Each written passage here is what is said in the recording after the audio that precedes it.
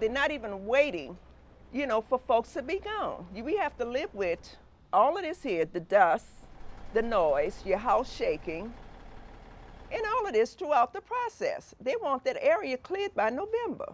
Gaynell Blacher is living in the middle of a massive construction site. Homes are being torn down.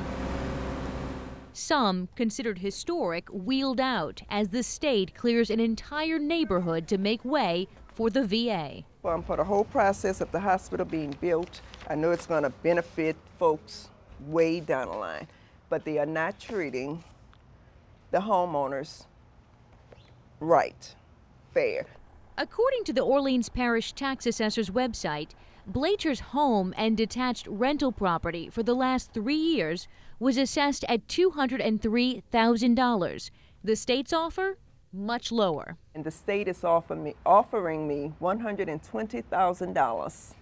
I'm assuming for both of my properties. I can't get any specific answers. I really don't know, but $120,000.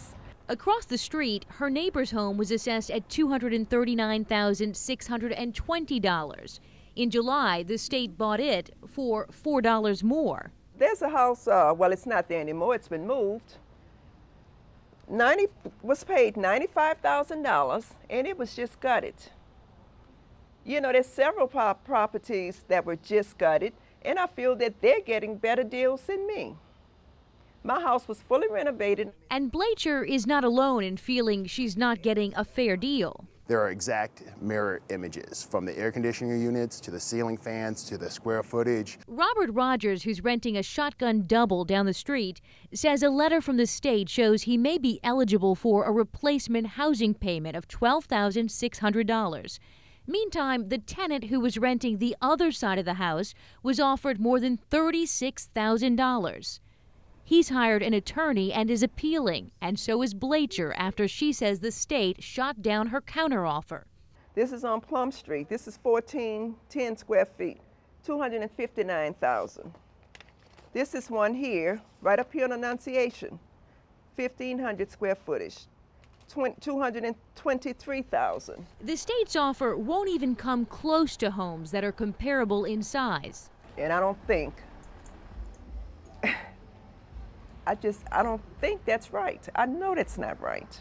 A registered nurse who welcomes the quality health care that's been promised to veterans, Gaynell Blacher feels the state could put her in deeper debt.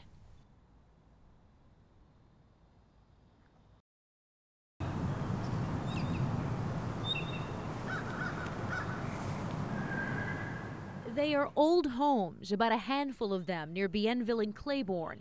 But they're brand new to this neighborhood.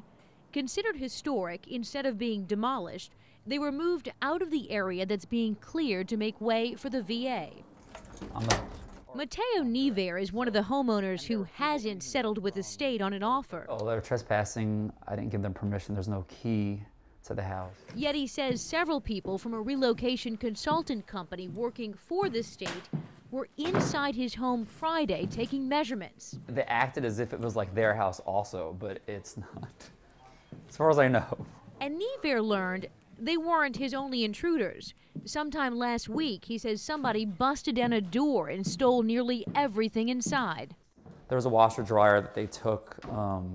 Upstairs I had about 9 sculptures that were taken, and there were a pile of paintings that were in the closet. An accomplished artist, Niver had been using his Palmyra Street home to store paintings and sculptures. So this is one of the sculptures. It was not stolen. This is just a test.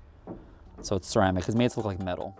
He estimates between $50,000 and $70,000 worth of artwork and appliances were taken. But they just pulled all the copper out. I assume that's what they did. What was left of his AC units was spread across his backyard. Fortunately, some of his artwork was recovered the very next day. I ran up to the guy, "That's my painting, those are my paintings." And there were 2 paintings he was putting in someone's trunk, so I dialed 911. Police came, they came fast, and they arrested him. Now, Niver says he wants answers from the state. It's my property. I've signed no papers from them. They're trespassing.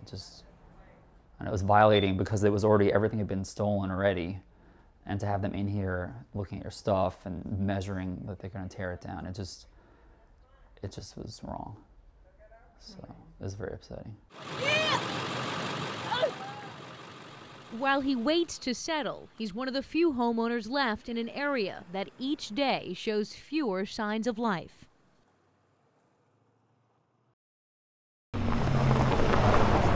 The city needs to look into this. The city needs to get involved and do something about it because, you know, we are taxpayers and Lord knows we pay enough tax. Try walking down Cleveland Avenue. In the 2500 block, the sidewalks are the only way in and out. And people who live here say taking the sidewalk is taking a chance. My neighbor right here in this house here, he fell. He has a prosthetic leg. He cracked it. Good thing he was able to get out, you know, without it doing any more damage. I fell. I'm a senior citizen. My neighbor over there in the house next door to me, she fell. So this is really, really dangerous. As the state's demolition project in the nearby VA footprint winds down, in an adjacent block, the city says it's hired a contractor to enlarge the drainage system and make repairs to sanitary sewerage and water utilities. Once that's done, the city says it'll replace the road and sidewalk. A city spokesperson says the work is entering its final stage and will primarily happen in the month of January. But that could be weeks away, and weeks of dealing with this. I don't think this is safe. I mean, it's not safe. And in this neighborhood, it's mostly elderly people. Everywhere you see a drainage clean-out, the sidewalk is gone. Betty Davis and other residents say they covered the holes, not the work crews. You asked them to try to fix it so you could walk and that it wouldn't be dangerous with that board right there. And they say, okay, they never do anything about it. Residents are also concerned that emergency crews are going to have difficulty getting in here. Paramedics, firefighters, and they say the expected rainy weather this week is only going to make this worse. The list could go on and on. There's so many hazards and problems that this creates. It's ridiculous. Residents fear the physical damage to their homes is already done. You'll be in the bed and you think it's a earthquake. Just how, and I got a 2-story house right, and it shakes the house. And my air condition, all the vents has been knocked loose. But say there's still time to make the sidewalks safe again.